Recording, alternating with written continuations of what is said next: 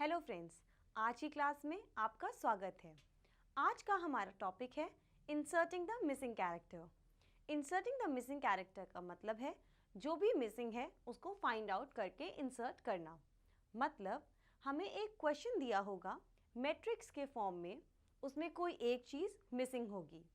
It can be the numbers, symbols, alphabets etcetera, और हमें उस मिसिंग थिंग को फाइंड आउट करना होगा और वही उस क्वेश्चन का आंसर होगा। आपको एग्जाम में ऐसे टाइप के डायग्राम्स मिलेंगे।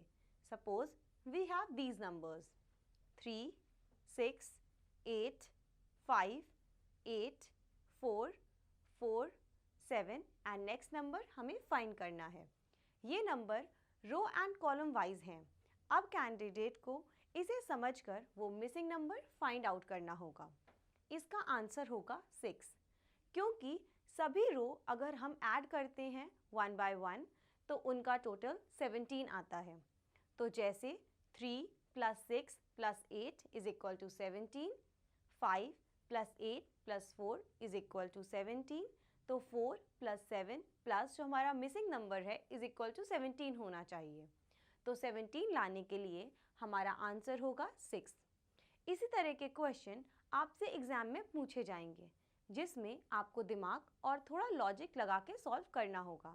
चलिए, इसी के साथ आज की क्लास को हम यहीं ख़त्म करते हैं और तब तक के लिए आप PDF से प्रैक्टिस करते रहिए।